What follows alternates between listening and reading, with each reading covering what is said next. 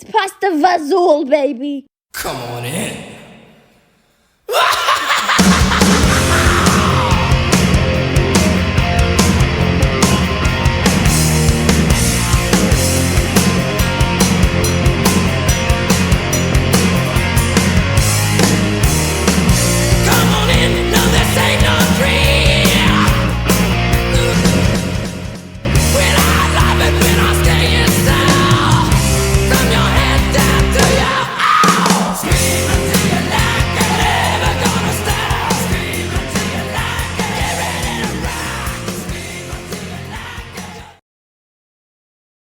Well, hello, Screamers. Welcome to the Scream Until You Like It podcast. I hope you're still screaming. Hope you're starting to like it. I am Clint. Where's that ringing coming from? Which, of course, is a nod to the movie that we're going to talk about today. Mikey Ruins Everything, a.k.a. Evil Mike, is here as always. And joining us again is Jennifer Nangle, a.k.a. Queen Malvolia, the Queen of Screams. So we just wrapped up doing an episode talking about body count. And how that's doing and what the future plans are for it. But we decided to invite her back onto the show so that we could talk about a movie that we know you really, really like. I really like it. I really like it. Yeah.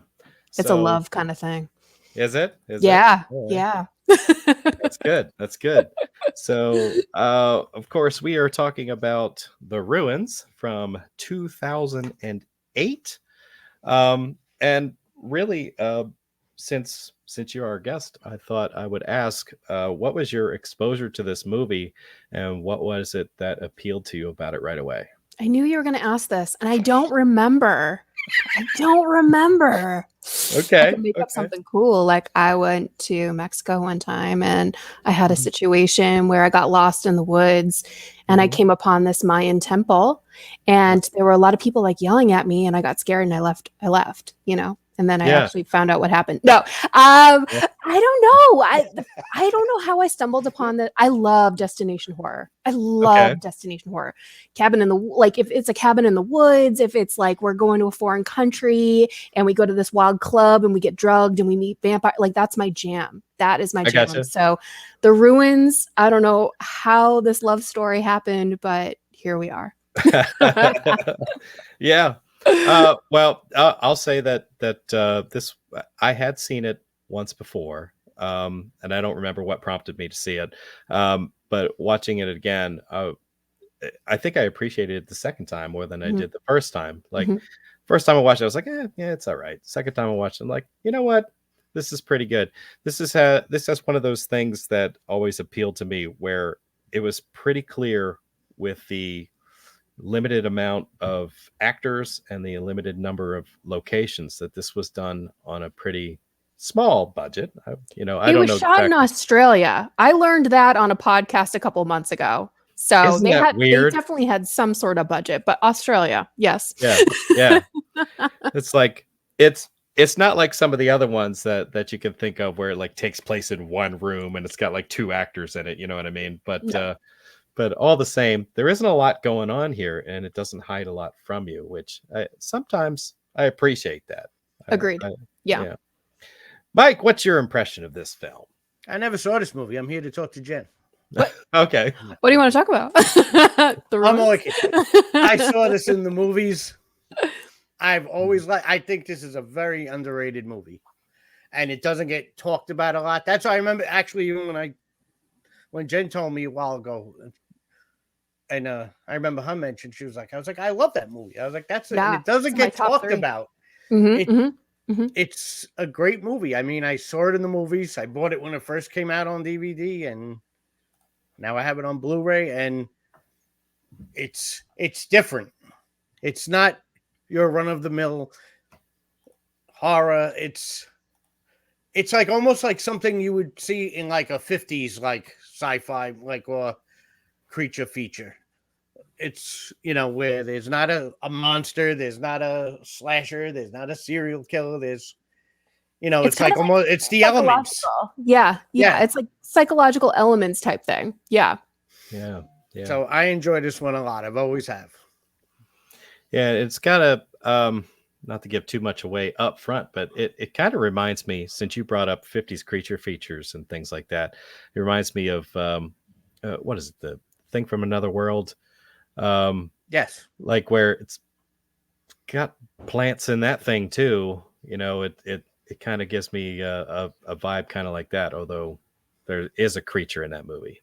But I wonder how they did some of the sets on this thing, because as you stated, they filmed this in Australia, which I thought was just crazy. Yeah. You know, it's like, why wouldn't you like try to go to Mexico and film at a resort and actually go to a real like Mayan temple or something like that? I'd love to know how they created this temple. I'm sure. Yeah, I'm sure that they had to make this temple from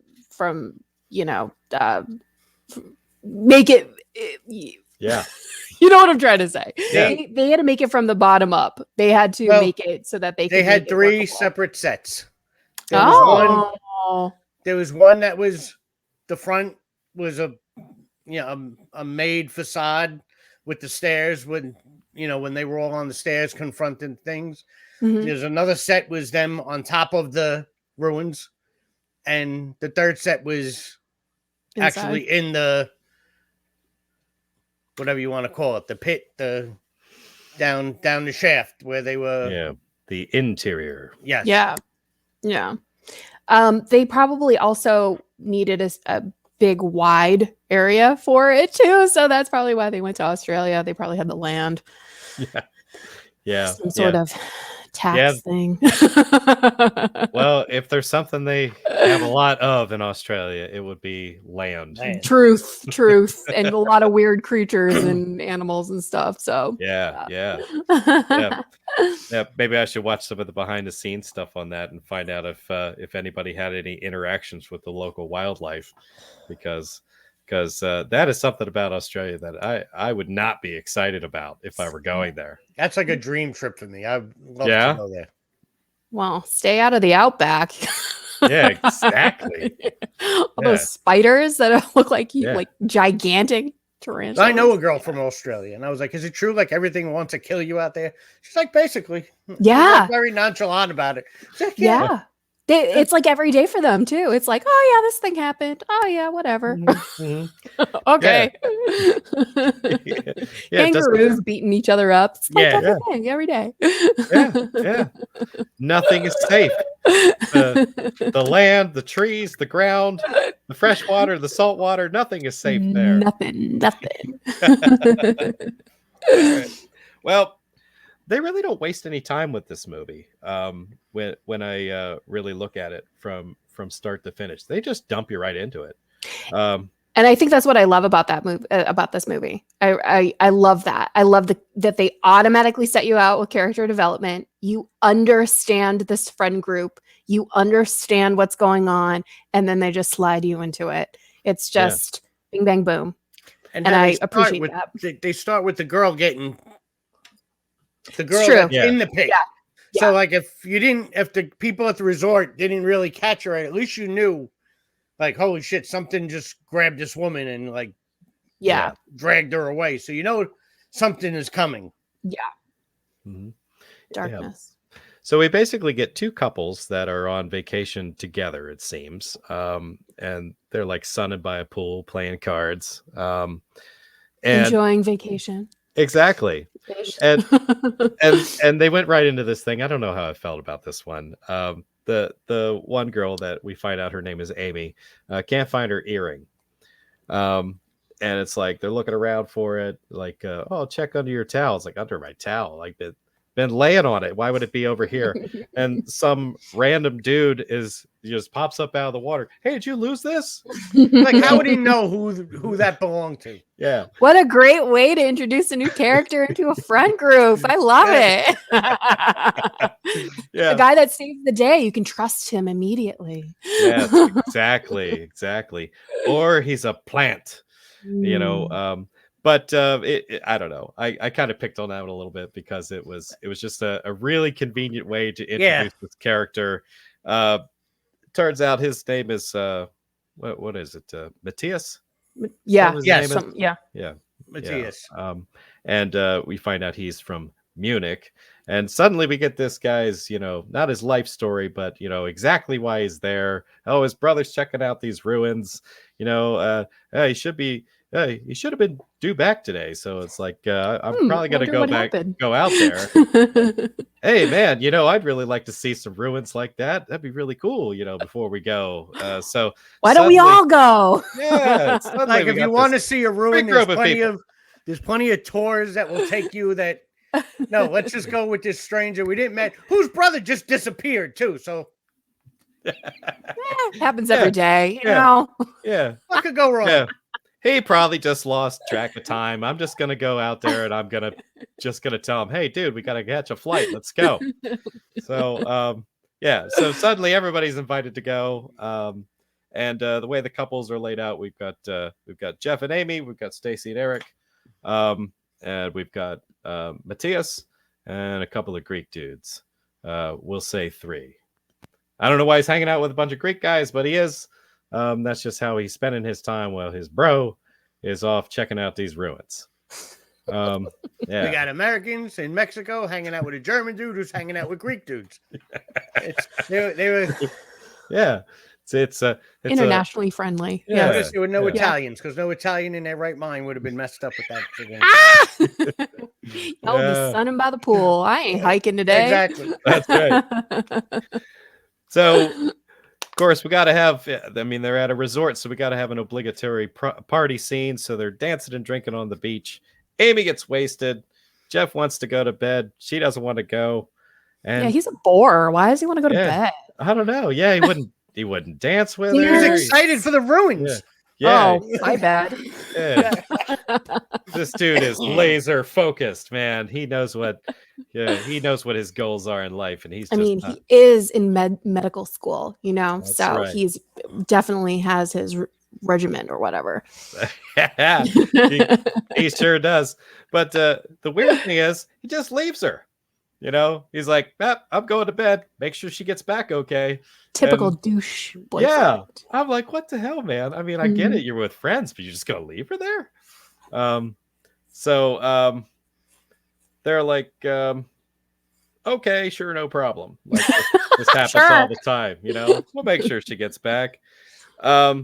So she's kind of like dancing with Matthias, and you get Stacy and Eric basically saying, "Oh, I bet she kisses him," and they disagree on that. And Eric, being the typical college pig that he is, bets oral sex on it.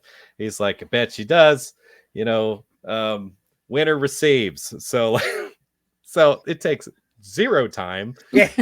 She starts kissing on Matthias, and like she pops up to stop him. Amy, oh my God, and she starts dancing with her instead. So we know who the loser is. Yes. Yeah, we know who the loser is. And of course, the following morning, Eric won't even leave the room until Stacy honors her bet. Bet's a bet.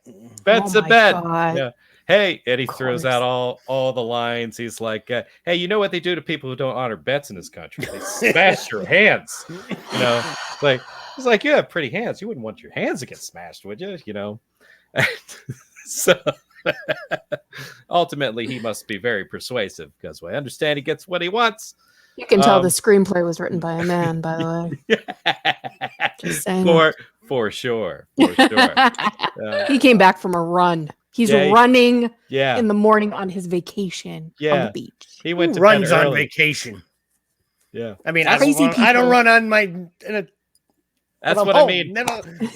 Yeah. That's what I mean about him being laser focused. Like he knows where he's going in life. He went to bed early so he could get up to run on that beach and then watch Matthias and the Greeks draw on a map about where these ruins are. So, yeah. And he goes back just in time to see her puking. Says That's some love. things. Yeah. He is not helpful and he is not sympathetic. Not at all. No emotion whatsoever. Yeah, she's like, maybe I shouldn't go. He's like, you want to spend your last day here sleeping? What she really wanted to hear was, please, baby, come. I want you to come. I want you to be there. But he's like, you're going to read a book? I spent many of my last days on vacation sleeping. Yeah. Because you're like, I'll be back at work soon enough. It's like, of course. I've had some rough times in Mexico. That's another podcast. Yeah, right. Yeah. How many times have you been to Mexico, Mike? Too many. Too many. Wow. I'm gonna have to hear some of these stories at some point. So they do all get together. They decide to go out. They grab a taxi, if you want to call it that. It's basically a pickup truck with the word taxi written on the side. They tell the driver where they want to go. He's like, oh, that place is no good. And but $20 is $20, right? So they give him the money. Okay, I'll take you. There was so many signs, like telling Nobody these people notices do not fucking go. The red flag just brushing in front of their face. Some German dude you don't know wants to go to a ruin that's not on a map that nobody knows about, that his brother just disappeared from. They're drawing a sketchy ass map. They freaking take a cab. And the guy's like, no, don't go there. They're like, no, let's keep going. I'm like, yeah, I just love the part where all they had to do was offer him $20. Yeah, he's like, okay, I'll take it. Okay, I take it. I'm like, fuck. I'm like, is that an indication of how poor the area is? I mean, that like, it's, $20. Oh man. All right, let's go. He's probably like, these stupid Americans. They know they're gonna go. They're gonna get killed. You know what? If I don't take him, some other dummy will take him. So I might as well make an extra 20. May as well get the money. I don't blame him. I don't blame him. And I do want to take a side note and say, anybody watching this right now, if you've not seen this movie, we are getting ready to spoil the shit out of this. So maybe stop right here. Turn it off. Turn it off. Turn it off.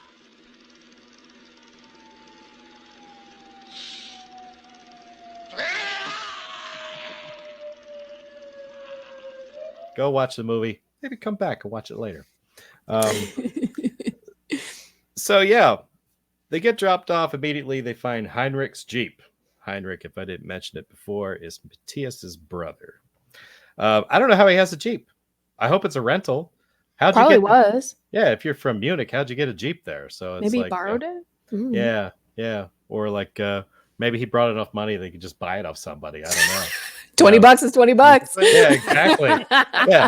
Yeah. If you get a long ass taxi ride for $20, you can probably pick up a Jeep for about $250. You know what I mean? Hey, it's chump change, Yeah. And of course, we always have the thing. We're out in the middle of nowhere. It's like, oh, we got to check our cell phones. Are they working? Got to establish that immediately. He's like, it's okay. I have a world phone. Yeah, and I'm like, what is a world phone? Can you hear me now? Yeah, exactly. Is there some sort of world plan where like your phone works everywhere? I mean, they didn't really. Wasn't that a thing back in 2008 though? It's like you could be nationwide or you could be worldwide or something as far as like your minutes and your plan. Am I making this up? I could be making this up. No, you might be right. You're probably right. But I don't know. I guess my brain was just going from a signal standpoint. It's like, how the hell does anybody have signal out there? And he's like, I got a world phone. Everything's good. Don't worry about it. Like, BSing, I could understand if he said like some movies people have like a satellite phone. Oh yeah, so you're not relying, but there's no AT&T towers out there. Nobody has a world phone. World phone. Singular was big back then, wasn't it? Yeah. It works everywhere, even underwater. And he like rubs it in there. He's like, Verizon guy. I would have been like, well, Lottie fucking da with your fucking world phone. Exactly. So yeah, they're making their way back, trying to find their way through this path. They get a little bit kind of like dead ended. They realize some kids are watching. They try to say hi to the kids, yell some Spanish words at them, which we find out maybe they didn't understand. They realize that the pathway was obscured, like somebody tried to hide it. And they walked away through, and suddenly there's a Mayan temple. Woo! And it is beautiful. Yeah, it is gorgeous. Yeah, it is. And a Mayan, tribal leader or whatever shows up to yell at him. Of course, they think he wants money. They try to offer him money. I think the different languages just made this it just made this scene so much better. The miscommunication, the not understanding what's going on, it just heightens everything. So yeah. The odds are that's what would happen. Not everybody understands. Like if any of us I don't know if you know how to speak Spanish, but I don't. I'm Italian. I can't even speak Italian. So, but I mean, the odds are if that was like me out there, I wouldn't be able to communicate. Mm-hmm. Yeah, I'd be trying to draw pictures in the sand or something, because they clearly were not communicating. So they're trying to offer him money. Matthias goes up, hands the dude his phone. This is the guy I'm looking for. Have you seen him? That type of thing. And it's like, I don't know why they're getting so upset, but the one Greek guy there, I guess Dimitri, is getting them very agitated, and they just hit him with an arrow. Well, and Amy was getting them very agitated too. Spoiler. Yeah. She was standing somewhere they didn't like. They were getting super heated about it, and then I guess maybe Dimitri was a little too aggressive. In return, and they're like, "All right, bucket," and they hit him with an arrow. And next thing you know, that tribal leader dude just like blows the top of his head off, and I was like, "Whoa!" It's like that's pretty dope. This is the first like shocking moment of the movie, and it's like they don't know what to do, so they just basically run up the temple. That might have been my first inclination as well. They're clearly blocking my way out of there. Maybe since they shot this guy, I will run the other direction and go up the temple. They were cornered. Mm-hmm. Yeah. You think you would have reacted about the same way? Probably. You think like, oh, I can get away from them by going up this, maybe going down the other side, maybe? I don't know. Yeah. Did Dimitri say anything up to this point? Because other than like unintelligible dialogue while they're yelling, I feel like they just brought him along to get shot. No, he did say something before he got shot. Okay. He was I think he was telling him like, don't worry, I'll talk to them. Like very confident, and then he got the arrow, and it was like, yeah. Well, they got to kill off somebody and keep the main characters. Well, right. You know what? That's where my brain's going with that. Yeah, you have to have a kill within the first 20 minutes of your movie. If not, despite the communication barrier, that old Mayan dude got his message across like that. Yes, he did. Yes, he did. Touche. He sure did. Yeah. So we had to have a character that we knew nothing about, so they could bring him along and kill him, so that keeps our main characters in play. Mm-hmm. So the Mayans don't follow him up, and I don't know if they really focused on that or not. I don't think they did. I think it was a little obvious since the Mayans were so far away from them.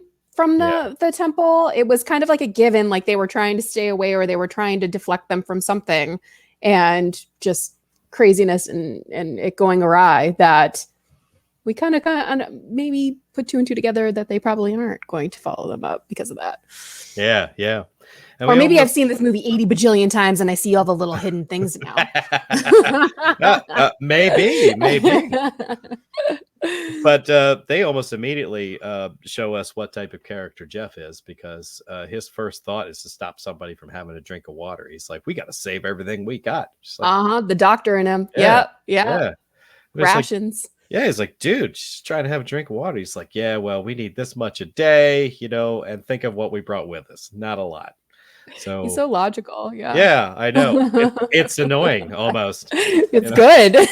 It's good that he's annoying. Yeah. And not that I want to complain about technological things, but they hear a cell phone ringing, which sounds like it's coming from down inside the temple, which immediately I call bullshit on that. You can't get your phone to work if you are driving into a low spot on your way home from work. They don't work in tunnels. Like, how are they working inside this? Some people have world phones, so they work. I guess so. Right, world phones. Matthias is like, that's my brother's cell phone. That's his ringtone. Because it sounds like mine. My ringtone sounds the same way. We both have world phones. World phones.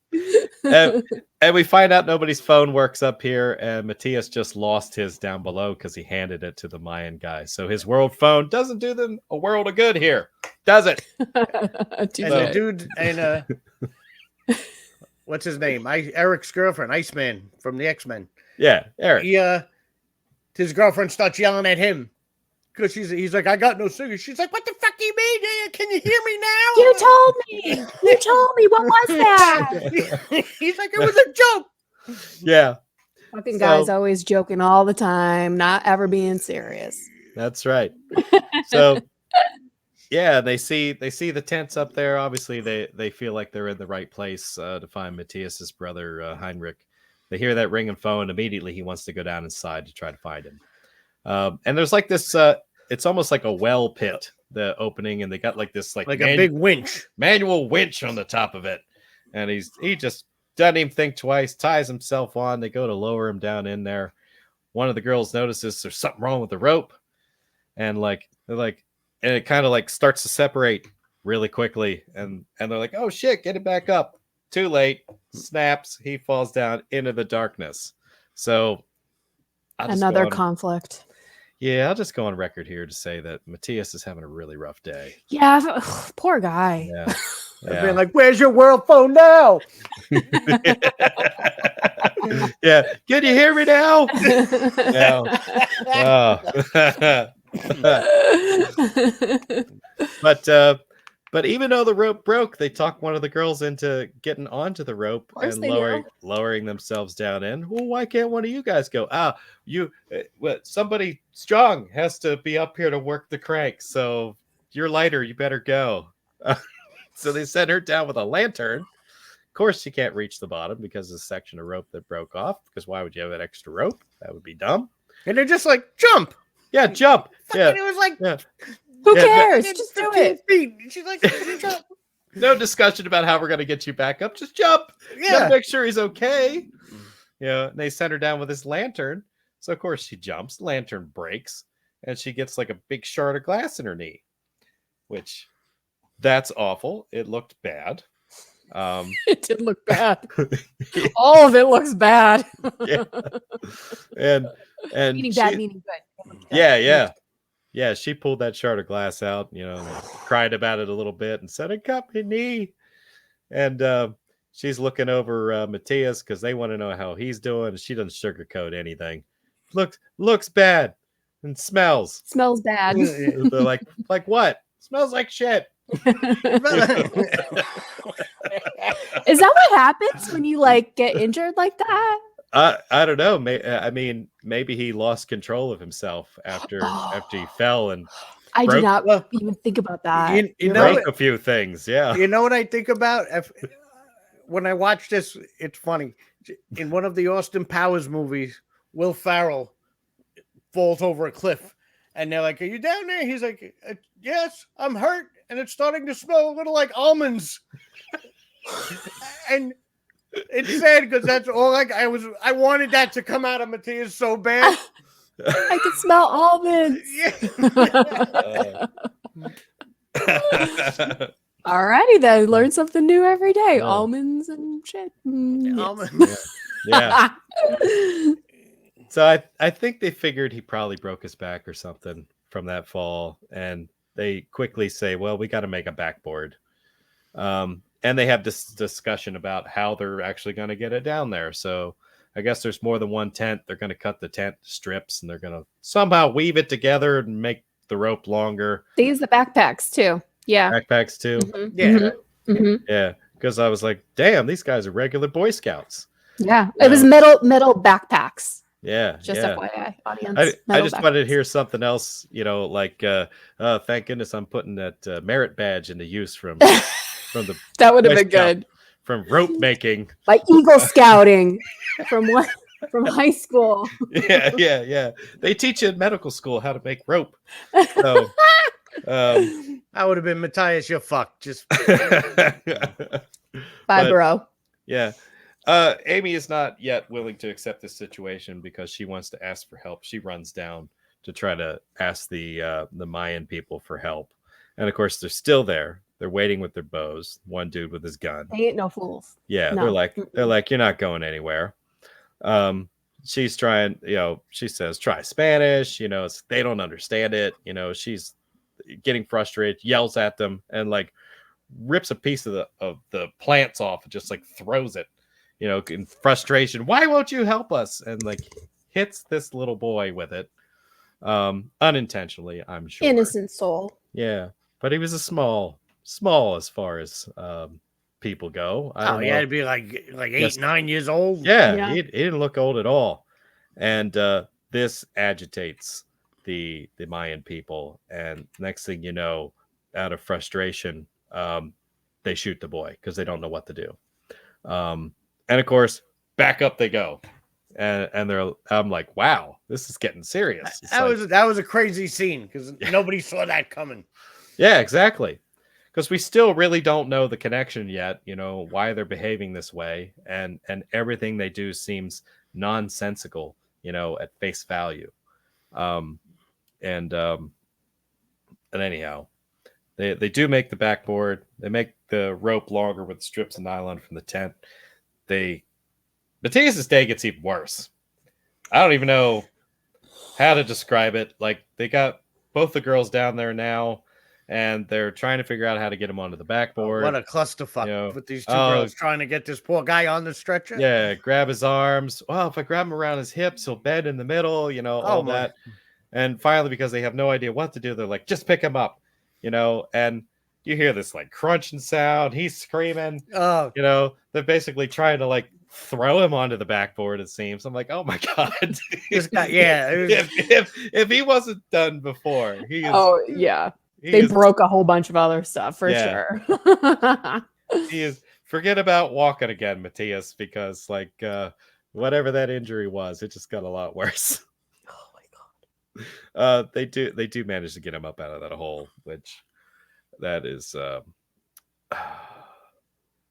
And Jeff is like, I don't think we should move him again. You think? Yeah, like that's your expert opinion. You're right. Maybe we shouldn't move him again to drag him into a tent. So they just leave him out. We'll just cover him up. He'll be comfy. Well, they're all in the tent. Mexico. They just leave him outside. Yeah, it's Mexico. It's not that cold. Whatever. Yeah. It's Mexico, man. Yeah. And Jeff, the forever optimist, is like, he finds Dimitri's plane ticket. He's like, I think he's supposed to leave tomorrow. That means the other Greeks are going to come looking for him. And I don't really think that anybody's buying that, but they entertain what he's saying anyway.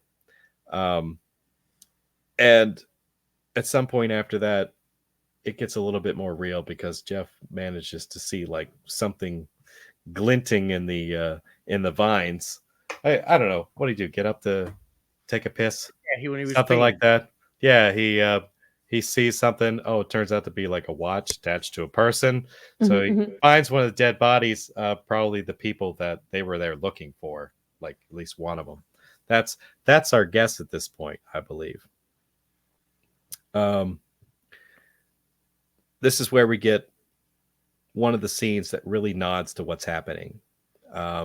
Stacy wakes up and she has a vine wrapped around her leg, and it's actually in the wound from the lantern glass. And understandably, she freaks out about it. And I think Eric helps her like get it unwrapped from her leg and like pull it out of the wound. And I also think her tank top too is kind of mossy as well. Oh yeah. Yeah. She had like it was like fungusy, like growing. Yeah. up, Yeah. green. Yeah. Yeah. Yep. And I think they bring that up a little later where he believes that it's growing on them now. You know what I mean? Which is kind of another interesting little tidbit. Well, then they go find Matthias now after this, and he's all fucked up. Yeah. Poor guy, man. Yeah. Something's wrong. Something's wrong. Let me see my legs. He's like, show me my legs. Like, oh, you're fucked now. Yeah. He is completely covered in vines, and I think it's all like going inside, the wounds on his legs, and they're all kind of taken aback by that, and I think they work to like take the vines off of him. So it's like, yeah, it didn't get any better overnight for Matthias. You know, his bad day turned into a bad second day. And this is, I think, where we start learning that there's something else going on. They're almost baited at this point. You know, at a pivotal moment, another ringing cell phone down inside. And I think they wanted to check that out because they're like, oh, a phone works here. We need that phone. So they lower the girls down in there to go look for it. And there's vines everywhere. They kind of work their way in deeper to like go like an inner room. They managed to find another dead body. I don't think they knew about the first one. Did Jeff keep that to himself? I think so. Yeah. I want to say, I don't think he says anything. Yeah, I want to say like Amy came up behind him or something while he was seeing that. But yeah, there wasn't any connection with that. Yeah. Yeah. They didn't really have an interaction about it. Yeah. And well, given his personality, he's probably like, these people are going to start freaking out. Yeah. Yeah. If I say this, so I'm just going he's the leader. Yeah. Mm-hmm. Mm-hmm. Yeah, exactly. And that's probably why he didn't mention it or draw any attention to it, because he didn't want to create panic. But there's plenty of panic down inside the temple because they find a body down there holding a phone. They do work up the nerve to grab the phone. Basically, to find that the screen is broken and that it really doesn't work. And they're like, well, where's the ringing coming from? And the ringing starts again.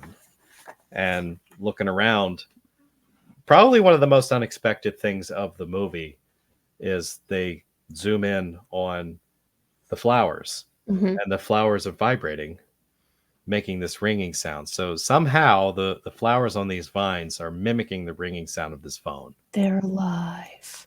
Yeah. Well, I guess all plants are alive anyway, but they're really alive. They're really alive. You know, like right then and there, you get the impression like these people are fucked now. There's no fucking phone. There's no fucking. And certain pieces are starting to come together. You're starting to understand, you know, like why the Mayans, this tribe, is so upset about them being there and trying to prevent them from leaving the temple. And I really don't think it takes them long to figure that out at this point either. Because once they get attacked by the vines down here and realize that they have a short amount of time to get out of there, and they run out and fight off the vines and they get hauled back up, that they have that discussion about what's happening. It's like, there is no phone, you know, that's all bullshit. And they mention the fact that they're being quarantined, basically held there until they die. And Jeff still doesn't want to accept that they need to do something drastic to get out of there. He's forever the logical person. He tells them someone's going to come. 4 Americans just don't disappear on vacation. You know what I mean? Our parents are going to do something. You know, the Greeks are going to show up. Anything, I don't know. Keep shouting out the hope. There's hope still. Yeah, exactly. We need to fight. And the other dude is like, fuck it, I'm going to make a run for it. Yeah. But I guess logic prevails. They reluctantly listened to Jeff, and they waited out a little longer. So we get them rationing water, rationing food, you know, and this is kind of like that pivotal moment. Like, and my question here to you guys is like, would you plan an escape at this point, or would you be like Jeff and be like, let's just wait it out and see if somebody comes? I would definitely try and escape. Yeah. Knowing that these vines are alive, and the guy saw that, you know, when he was peeing, that obviously they killed somebody. They were on Mateo. They like, you know, we're like sitting ducks up here too. It's not like we're safe up here. Yeah. So I would try to plan something. Okay. Me, I would be like, no, we should wait it out. Like in realistic Jenn life, Jenn would be like, no, we need to wait this out. I'm going to hang up here. If any of one of you guys want to escape and see what happens, I'm all for it, but I'm staying here. Because we saw what happened down there. Nobody was living. So right. All the power to you. I would be tempted to try and escape also. But I think Jeff is trying to find out if that's a possibility, because I know, like, at night at one point he walks down and he's kind of like pacing back and forth to find out, what type of protection there is down there. And sure enough, they're still there. And I love that scene. Yeah. They are not giving up. No. They're like camp and everything. They're not going anywhere. Yeah. They're like making food, having a little fire, all that kind of stuff. They're there. Yeah. I mean, at least throw me a fucking taco or something. Yeah. They're like, don't think you're fooling us coming down here at night. We know what's up. I also feel like at some point around now, knowing the situation and that the vines are dangerous, that I may have tried to find, do something that they didn't try, like see if it was possible to build a fire. Like if there was anything up there available to make a fire with, because if I could make torches or anything, I might try to set those vines on fire. I think they did. Didn't they try and look for stuff for a fire? Well, they were doing the rations and stuff. I could be making this up. No, when the two girls they were had down torches in the shaft. Oh, they had torches, and the vines just yanked the torch right out of her hand. Yes. Everything. Yeah. I would have maybe looked for some fuel to see if I could start like a bigger fire. Like a big fire. To see what that would do to the plants. But I don't know. Who knows? Maybe I'd end up breathing it in and have like all that in my lungs coming out my mouth. You know what I mean? Yeah, vines flowing out. That'd be cool. Yeah. Good. I want to see it. Yeah. That'd be a nice addition to this movie. So if they, yeah. Oh yeah.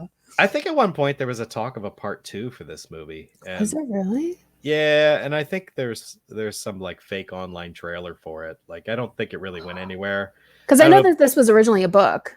Everybody's like, "Did you read the book?" And I'm like, "No, I need to," because I love it so much. Yeah, that's why I feel like the screenplay is so good. Was because it was originally a book. They and actually sold the screenplay to this before the book was even published. Oh, I guess when the director like found out and read, I guess he was friends with the author. No, the author also directed it. Yeah, who is it? His brother and the director or something like that. They both. It was written by Scott B. Smith. Yes. And the director was because brother Carter Smith. Yeah. But that's what I read somewhere along like that. His brother, even before the book came out, liked the story so much that he bought movie rights for it. Now, didn't the author also write the screenplay? Because that's why I feel like it worked so well. I believe he did. Because that's what he did, or he didn't. I believe he did. I didn't write that down, but I believe I read he did. Because that's why I think Gone Girl was so successful. I thought the screenplay and the movie was just so amazing because the author also wrote the screenplay as well. Mm-hmm. So I feel like that works brilliantly.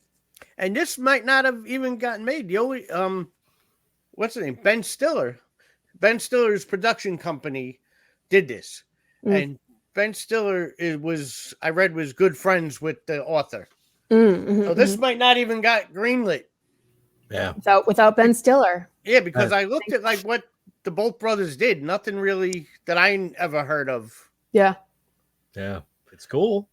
If you watch a lot of movies too, like you'll see like random people as producers like Leonardo DiCaprio or other Will Ferrell, all doing like producing these weird movies, and you're like, huh, okay. I mean, they ain't no fool. They know what's good and where the money should go. But you're like, oh, interesting. Okay. Yeah.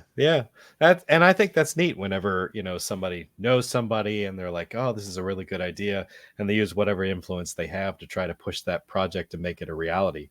Yeah. If any of y'all want to be friends with me. Yeah, exactly. And that's kind of the way I feel about, since we're on that subject, that's kind of the way I feel about like the indie movie scene in general. It's like everybody wants to see projects get made. Yeah. And they'll do anything and everything. Usually, if they're a decent person who really, really wants to help, they'll do everything they can to try to help push it along or get it seen by more people at the very least. We are at this point. Yeah. I'm like, what point are we at? Jeff states the obvious. Yeah, so Jeff again. He's like, we gotta amputate Matthias's legs. Oh,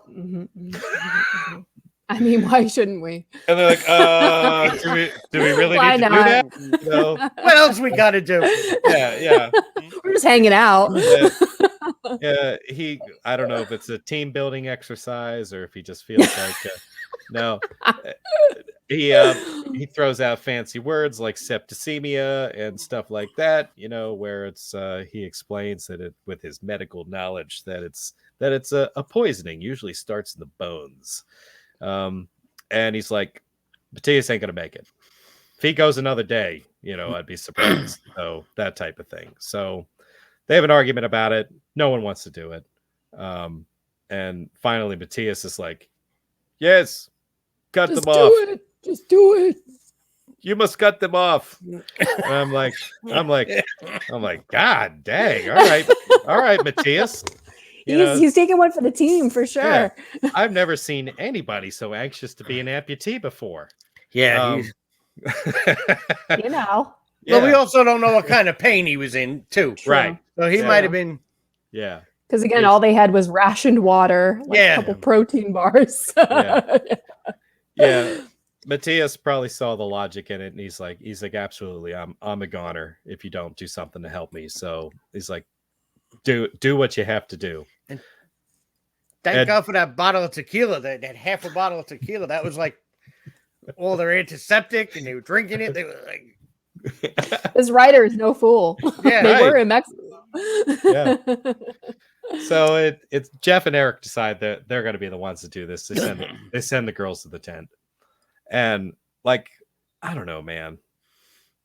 I don't like their method was brutal. I mean, I would have been like, why break the bones? Can't you just like cut through his knees or something? I mean, well, you got to break the bones to remove them, because if you just cut. That's true. That knife they had wasn't going to cut through their bone. Like, that would have been even more it was painful. gruesome, but it made sense. Yeah. But I was just curious. Like, why didn't they go a little higher to like the knee? Because you could like cut the joint. You know what I mean? I don't know. Maybe I don't know enough about anatomy. Maybe you're a little logical, Clint. Yeah. I like break the bones and then cut the flesh around it, and they're gonna heat up a frying pan. That's how they're gonna cauterize this. Oh my God! They like working off of what they got. And you got to hit that leg hard to break that bone clean. Yeah. This was medieval torture. Stuff right here. That was good. It was good horror. Good horror. Man, did he scream! Ooh, he could clearly feel the operation, despite Jeff saying, yeah, he's got nerve damage. He can't feel anything below his waist. Then what was all the screaming about? Oh, the visual. It was all visual. Yeah. Forget that he passed out. I mean, like he stopped screaming basically because he wasn't conscious any longer. Yeah, maybe he should have knocked him out first. Yeah, true. And then we get the funniest scene of the movie, which I don't even think was supposed to be funny. The vines start dragging the amputated feet away. Oh yeah, like scraps. We're hungry. That's right. They're like, well, you won't be needing these anymore. Like, you're not going to finish that, are you?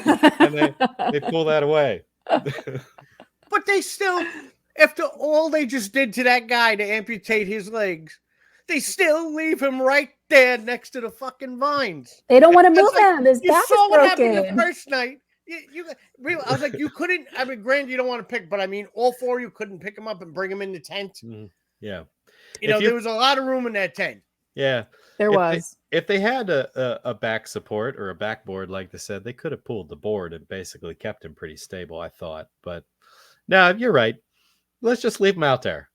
He's been through enough today. So let's leave him outside again. Give him some peace. And they wake up and the vines are in his mouth, up his ass, and his eyeball, like fucking. Like, you just left him out there again. I was like, oh, so bad. Eric and Amy have this moment where they're sitting together and they're discussing Stacy's mental state. They feel she's cracking.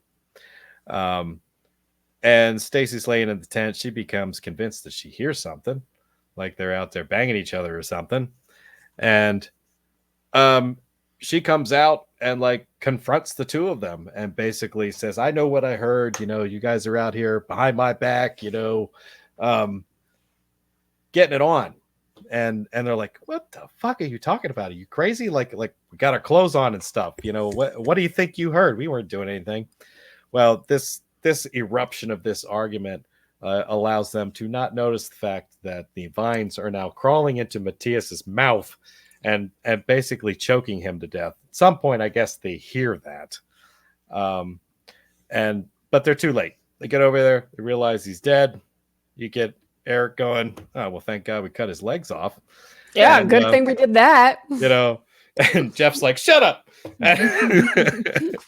And like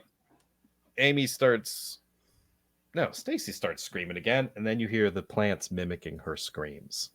So like just this delightful cacophony of Stacy's screams happening all over the place from the plants. And of course we get like another added scene. We can't leave the natives out of this yet.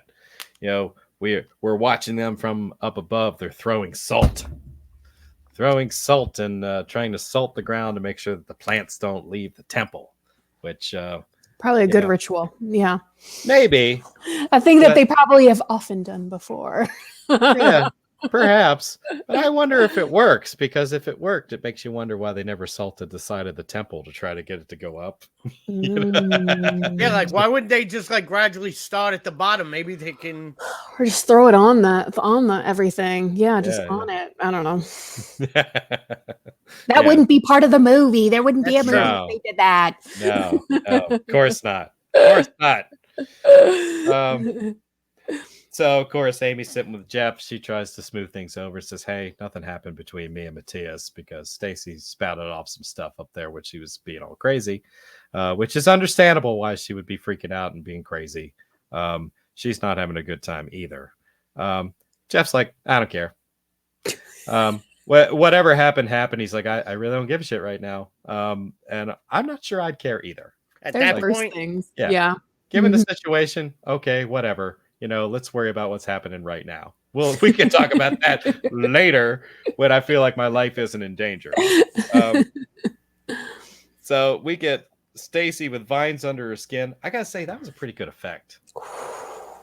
Like Definitely. You see that like wiggling around and like worms under the skin. I mean, obviously CG. Yeah. Seems like that. I mean, but it looks really good. Really good. It did look good. So all the special effects in this looked really good. Agreed. I'm not gonna say anything negative about any of that. Yeah. Even the temple, you know what I mean? The set design. Temple, looked fantastic. Awesome. It's like I seriously believed that they were in Mexico. I believe they, were at like a real temple. All the props and stuff looked worn. It looked realistic. It looked like things have been there for a long time, that people have used it. Yeah. All of it. Yeah. Yeah. So it's like overall, this was a super good production. Mm-hmm. Agreed. And we're not done with these people yet. Good no. Lord. My bad. Not done with them yet. No. More food rationing. Stacy's convinced there's more inside of her, but they're like, we can't. They don't cut the one out of her temple, though, right? No. They take like the one out of her back and her leg, and then they like see it squiggling. And she's like, "What do you see?" And they were like, at that point, they were like, "Yeah, fuck, we don't see nothing." They're like, "Here, have a drink. Maybe this will help." Yeah, but I feel it. There's something there. No, you're good. Yeah, she said something about feeling one next to her bones, or something like that. I'm like, good God, like she must be like riddled with these things. This I didn't realize this was going to turn into a body horror movie, but it totally did. And like, oh my God, yeah, they did that back cutting one was probably the worst. that was bad, and she was really reacting very well to that too. And not only them cutting it, he was like knuckle deep in there, like trying to like grab it out. I was like, whoa. Yeah, just like a surgeon should be. Yes, he's got to be. He's got to make sure you get all of it. All of it. He's like, don't worry, I poured plenty of tequila on it.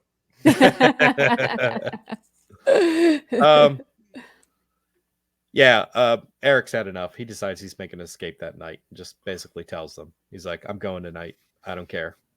And they kind of take a nap. They got to rest up. You know what I mean? It's been rough. Yeah. Out in the sun, having stuff crawling under their skins, basically doing surgeries with nothing more than a knife and some tequila.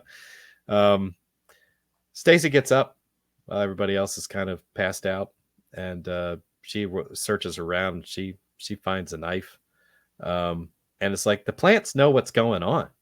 They really do, because they kind of like start chanting at her, like repeating her words from earlier. I want to cut it. I want to cut it. Kind of like Stacy, just run. Yeah, like chug it. This is like a, like she's getting ready to do a beer bong or something, but no, cut it out. So the gang gets up. Eric's the first one out. He's like, Stace, what are you doing? And she turns around. You can see she's got like a cut on her head where she went for that one. She's got a cut like on her side, on her leg. Like she's seriously like fucking herself up. She's going to town.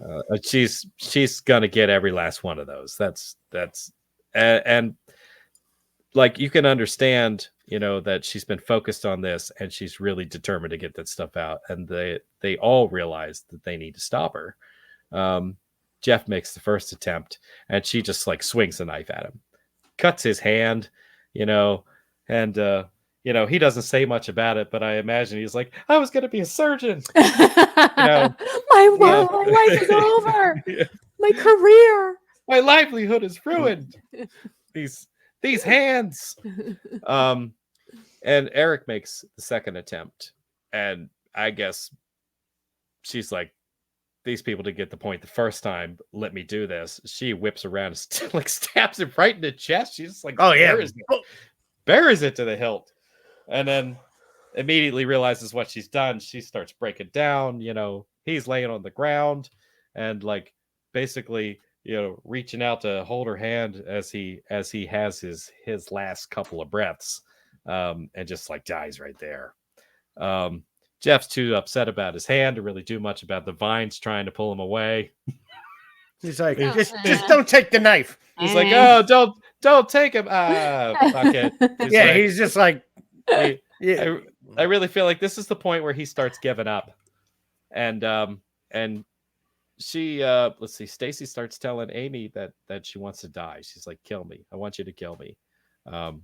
And Jeff's finally had enough. He pulls the knife out of the chest and turns around and starts walking back towards her. We get an off-screen kill here. I think we hear the screams from below as we get the camera angle next to the Mayans looking up, hearing her final moments. So, yeah. Jeff's like, it's now or never. He has a talk with Amy. I guess he's got a plan. Gives her the keys to the Jeep.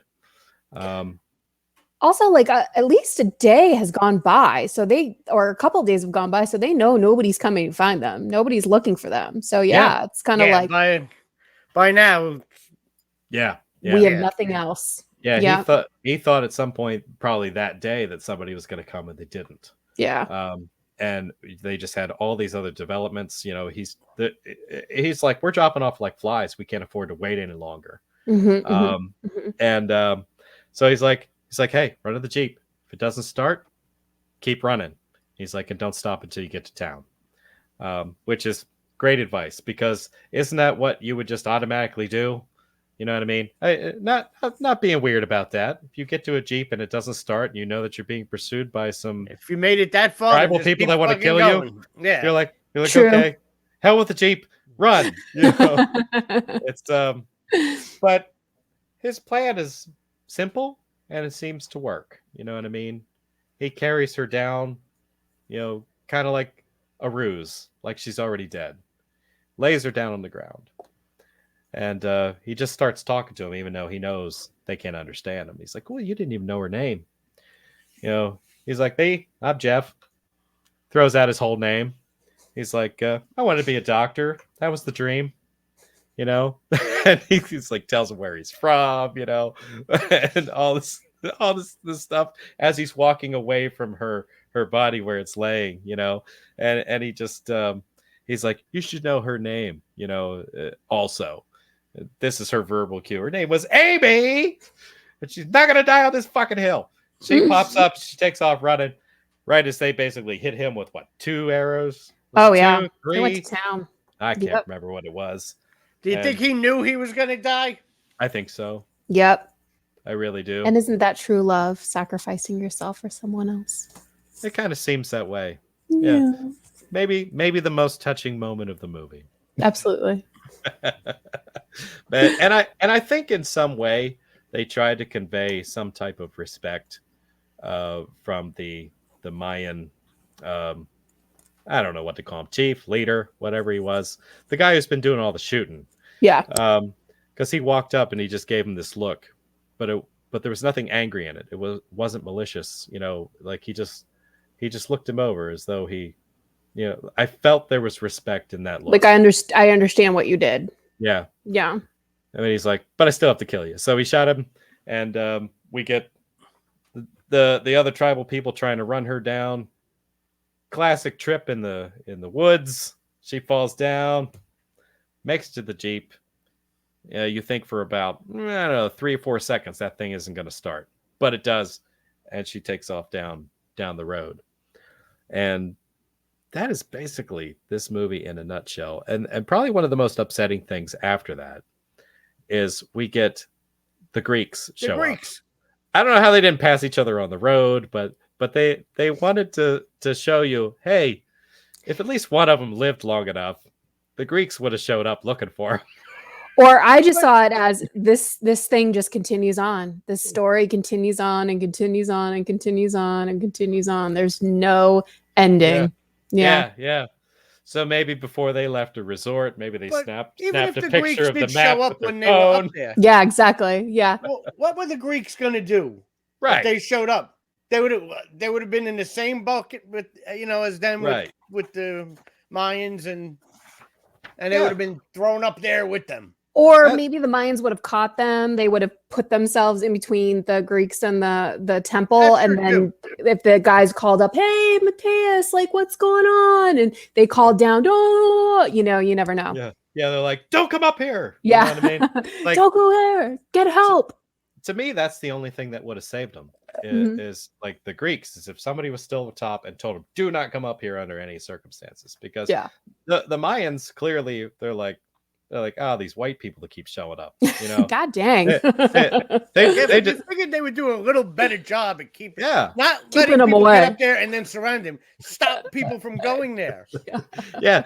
Well, they just had a fuck around and find out mentality. Maybe build a little fence instead of throwing a few leaves over the entrance. It's like, so it's like, or maybe like a caution, like do not enter sign. Don't enter because you will be fucked. Yeah, exactly. But there is an alternate, and well, it's not even an alternate ending in the unrated version, because I was watching the version I bought on Amazon. Yeah. The Blu-ray I have is the unrated version. Okay. And when she's driving away and there's close up on her face, they zoom in and you could see the vine like it was in Stacy's head in her face. I knew it. Damn, yeah. And then it goes to, I'll send it to both of you on YouTube, because it goes to like a year later, and they go to like a cemetery, and it's Amy, and they show like the guy works in the cemetery, passes her grave, and those vines, those flowers are at her grave, like growing out of the ground. Oh, I said that was so much a cooler ending. Yeah. Like it got out. You know that they set it up for a part 2, just in case, by eliminating that scene. Yeah. Oh, I remember there being an alternate ending, and I couldn't remember what it was, or maybe I don't remember that one, so I don't think I've seen it. Yeah. But I only looked for it because I didn't remember the like grave part, but I remembered when seeing the thing run through her face, and when I was watching, I was like, maybe I was imagining. Maybe it really didn't happen. Yeah, No. And I was like, and I looked at my Blu-ray and I was like, oh, unrated. I was like, let me watch this. I went to the end and I was like, God damn. I love it. I love it. Well, and that kind of led into what I was going to say. If there had been a part 2, which there hasn't been, where do you think they'd go with it? Would they stick with the temple here, with the Mayans, and pursue like maybe the Greeks and be like, hey, this is where we're going to be? They screenshot their map and like text it to somebody else, who comes to look for them, or would they follow Amy's character, the one that got away? Sounds to me they might have followed Amy's character for a part 2. Yeah. But I would be definitely okay with it right back at the temple. I would have been okay with it going right back to temple too. But like the more that I think about the ruins, it kind of has like a Descent vibe feel to me.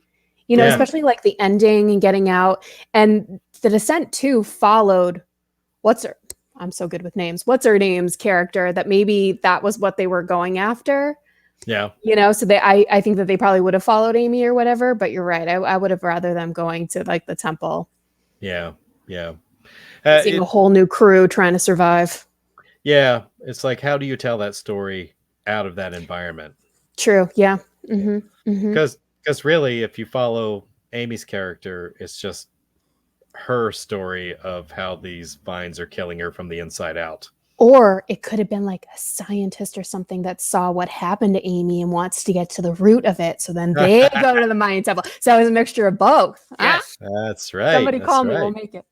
Yeah. There are possibilities. And I think that is why I really like this movie so much. Like, it's always in my top 3 whenever anybody asks me like what my favorite movie is. This is always there because it's enjoyable watching it over and over and over again. Also, the more I've watched it, the more I've picked up on little things here and there. Like the earring thing, like it really makes you think like, was he watching them and he got the earring? Exactly. That's the feeling you get. Yeah. Did he just find the earring? Was being nice to them? Like, why did he want to, talk with them? Was it because he was missing his brother? Like, so, there's a lot of really great character development and relationship work in this movie that I absolutely adore. I just adore it. The story is just fantastic. Yeah. They could have gone that direction with it, where he was kind of like somehow a plant who was trying to connect with some people to get them out of the ruins. They could have done that. Yeah. Mm-hmm. But the way they treated his character after that, there was no way. Yeah. You know what I mean? Yeah. The more you learn. Yeah. For sure. Clearly he was as much of a victim as they were. But it makes you question it, right? It makes you be like, what was it? Yeah. When me and Clint watched it and they amputated his legs, well, we were sending each other memes back. Lieutenant Dan from I sent him one with Forrest Gump telling Anakin Skywalker, Anakin, you ain't got no legs. That's right. Oh, fantastic. Mike, did we miss anything? We did, like, there wasn't much trivia. Yeah. We pretty much talked about all the trivia, the sets and stuff. But this is like what we said at the beginning. Mm-hmm. It wasn't only elements, it was psychological because fun fact here, it says, despite all the vines and everything, and it's a movie about killer vines, only one person gets killed by the vines, and that's Matthias. Yeah. Everybody else died because of either the Mayans or themselves. Yep. Yeah. Stabbing. So that is interesting. Yeah, right? The vines were just the catalyst for them to find their own demise. Yeah. That's interesting. Except for Matthias. Poor guy. He really should have had a tarot card reading before that. I feel like something should have tipped this guy off. He was getting ready to have the worst time of his life. Well, the red flag of the taxi driver being like, "No, I don't know if I should go." There was so many red flags. But... My brother's missing. He hasn't returned. Yeah. But this actually took a loss at the box office. Did it? Its budget was $25 million. Box office was $22.9 million. Ooh. That's probably why there wasn't a part 2. Yeah, that's not what you want. No. That's so disappointing because it didn't, they are stars now, but there really was not a huge name, which I totally respect and love. But maybe that's what it had something to do with it, where they didn't have like an actual name. These were all up and comers at this point. Those movies where you really got to get like I said, there were no slashers, there were no nothing. It was you really had to take a chance and watch this movie to appreciate it. I also didn't feel like any real slow moments. I feel like this whole movie is action. They move 100%. Yeah. So like that's why I really like it too. Like there's no dull moment. There's always something going on. It's always moving forward to the next thing, which I appreciate. Yeah. I noticed that the pacing was good. Yeah. So that means the edit was good. Yeah. And you're right. It did not get slow or stale at any point. Everything seemed to have a reason. Thought the acting was fantastic. Yeah. Mm-hmm. Yeah. Mm-hmm. It felt like a passionate project. You know what I mean? Mm-hmm. They were all there to work. That's right. That's right. Mm-hmm. All right. Well, maybe we've come to the point where we rate this thing. Typically, Mike and do like we do like on a scale out of 10. You know what I mean? So I don't know how you feel about it. If you want to go first, if you feel comfortable, I mean, feel free to give it extra points for nostalgia, or it just speaks to you on a different level. I don't care how you do that. I mean, your rating is your rating. So where do you think this falls on a scale of 1 to 10? 10 out of 10 for me. Wow. 10 out of 10. I again, like I usually watch a lot of movies and I'll only do like one time watch. This one, I think I'm on like 80 bajillion views. Wow. I really do love it. Like even if there was a time where I was having like writer's block and I was really struggling to figure out like, what I wanted to do with a story or whatever, I put this on in the background and just like little things would just give me inspiration. Right. It's just that movie that I can go back to and never get bored of it. I love it. I love the acting. I love the special effects. I love the gruesomeness. I love the psychologicalness. I love it all. I love it all. I love the character development. Yeah. You really feel for these people. Yeah. You really do. And that says a lot. Yeah. I don't think movies are made like this anymore. And it makes me sad. Yeah, not often. Yeah. So you kind of feel like this movie was made for you. Like it speaks to you in that way that someone had you in mind when or an audience like you when this was started.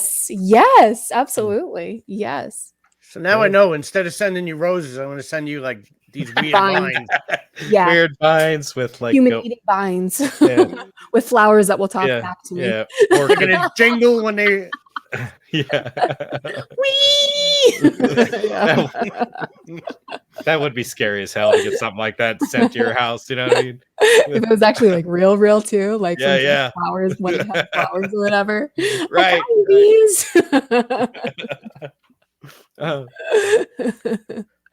Mike, where do you think you at on this one? I would say 8 out of 10. Okay. That's a respectable score. Like I said, I like it. I've always liked it.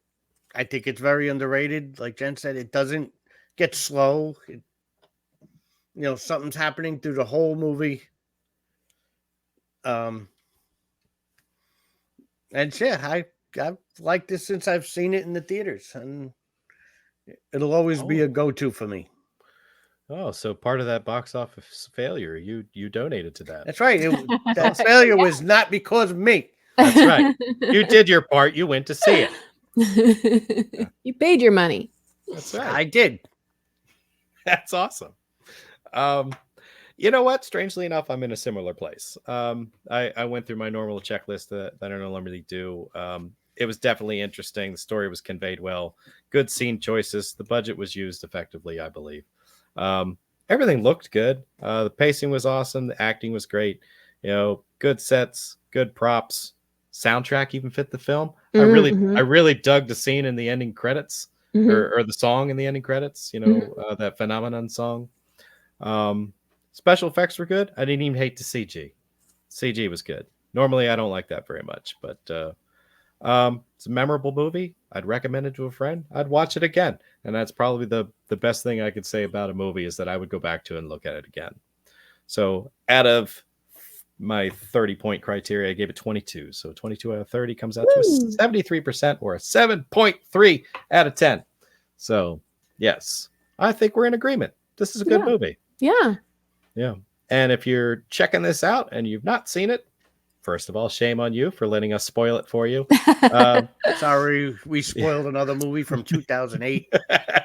Exactly. You had plenty of time to see this. So get on board. Yeah. But also, we recommend you do check it out. On behalf of myself, on behalf of Mike, on behalf of Jenn Nangle. And thank you for showing up. I really do appreciate you coming to talk about movies with us again. Anytime. Yeah. Whew, I'm surprised y'all aren't sick of me yet. Yeah. No, never. No, So, never. Maybe we'll even do it again sometime. Woo! So, everybody out there, I just tell you, remember. Smile, you son of a...